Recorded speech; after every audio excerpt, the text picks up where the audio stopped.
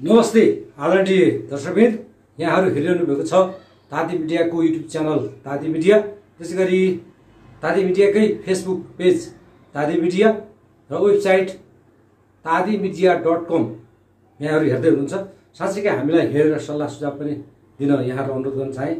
हामीले यहाँहरूलाई विभिन्न भिडियोको माध्यमबाट ठाउँको र विशेष ठाउँको कुराहरू गरिरहेका छौँ। त्यसैगरी आज यहाँहरूलाई एउटा छुट्टै दृश्य देखाउँदैछौँ। त्यो दृश्य हो नुवाकोट जिल्ला हुँदै रसुवासम्मको एउटा दृश्य छ। त्यो साँच्चीकै यो बर्खा लागिसकेपछि एकाएक चर्चामा आउँछ र फेरि बर्खा सकिसकेपछि फेरि त्यो माहौल कम हुँदै जान्छ। हामीले त्यही कुरा गर्ने सिलसिलामा आज भाँगे झरना रसुवा जिल्लाको अति नै लोकप्रिय झरनाको रूपमा लिन सकिन्छ। भाँगे झरना, यो भाँगे झरना काठमाडौँबाट लगभग 3 घण्टाको दूरीमा पुग्न सकिन्छ। त्यो भाँगे झरनाको प्रचारमा आउन थालेको करिब 2-3 वर्ष भयो र त्यो भाँगे झरनामा लाखौं लाख मानिसहरूले त्यहाँ अवलोकन गरिसकेका छन् र प्रत्येक यो असारदेखि साउन भदौ असोजसम्म त्यो भाँगे झरनामा झरना देखिन्छ भने र कार्तिक मङ्सिर पुष माघ फागुन चैत वैशाखमा गएपछि त्यो झरनामा फेरि पानी आउँदैन। यो बर्खा मासभरि त्यो झरना अति नै सौन्दर्य रूपमा देख्न सकिन्छ।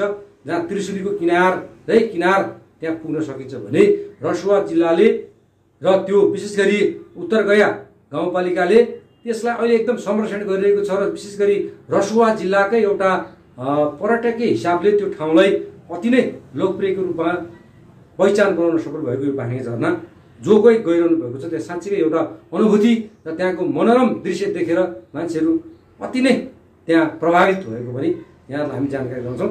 त्यहाँ त्यसलाई संरक्षण गर्नुपर्छ भनेर केही युवा साथीहरू पनि लागिरहेका छन् भने त्यो ठाउँलाई अति नै सुन्दर बस्तीबाट चितोल्दै हामीले त्यो ठाउँ पुग्न सकिन्छ। जुन मैलुङ खोलाको रूपमा पनि त्यसलाई चिन्न सकिन्छ।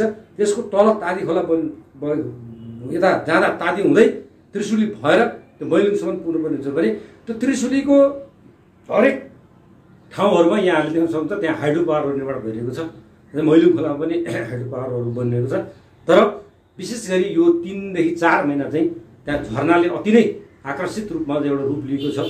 त्यो झरनालाई हामीले ठुल्ठुला देशहरूसँग जाँदा पनि हेर्ने गरेका छन् भने त्यो बलिउड हलिउड त्यसै गरी चाहिँ त्यो भाँगे झरना साँच्चीकै एउटा विदेशको जस्तो देखिने झरना पनि हो र त्यो माथिबाट गाउँबाट आउने पानी तल आइसकेपछि स्लाइडिङ भएर जुन पानी बगेको छ त्यो बगेको छ र त्यसमा ठुलोभन्दा ठुलो झाँगा त्यहाँको चाहिँ झरना देखा पर्छ। त्यो झरनाले अति नै मान्छेहरूलाई आकर्षित गरेको छ भनेर पनि चाहे।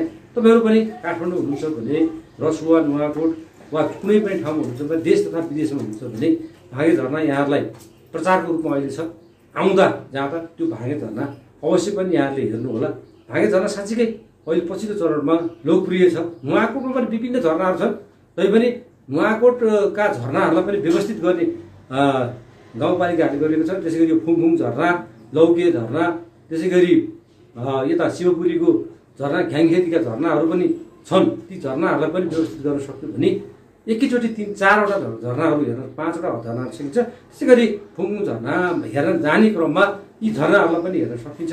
र हामीले यो फुङफुङ झरना, त्यसपछि लौके झरना, त्यसै गरी घ्याङखेतीका झरना र त्यसै गरी अन्य झरनाको साथ यो भाँगे झरनालाई पनि यहाँले अवलोकन गर्नुहोला। र भाँगे झरनालाई पनि अहिले यतिखेर हामीले यो नुवाकोट रसुवाकै एउटा मुख्य झरनाको रूपमा र मुख्य केन्द्रबिन्दु बनाएर त्यहाँ मानिसहरू पनि गइरहेका छन्।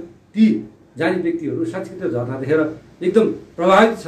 त्यो झरनालाई व्यवस्थित गर्न सकोस् नेपाल सरकारले, स्थानीय सरकारले, प्रदेश सरकारले त्यहाँसम्म सहज रूपमा पुग्ने बाटाहरू भइसकेका छन्। अब व्यवस्थित रूपमा त्यसलाई गर्ने हो भने यो 4 महिनाको छोटो अवधिमा पनि पर्यटक हामीले त्यहाँ भित्राउन सक्छौँ भन्ने कुरा राख्दै आगामी दिनमा यहाँहरूलाई फेरि यस्ता कुराहरू हामीले ल्याउनेछौँ भन्दै वाचा गर्दै आजलाई यो कार्यक्रम यहाँहरूले हेरेर कस्तो लाग्छ, के लाग्छ त्यो हामीलाई जानकारी गराइदिनु पनि अनुरोध गर्दै बिदा हुन्छ। धन्यवाद, नमस्ते, जय होस्, जय होस्।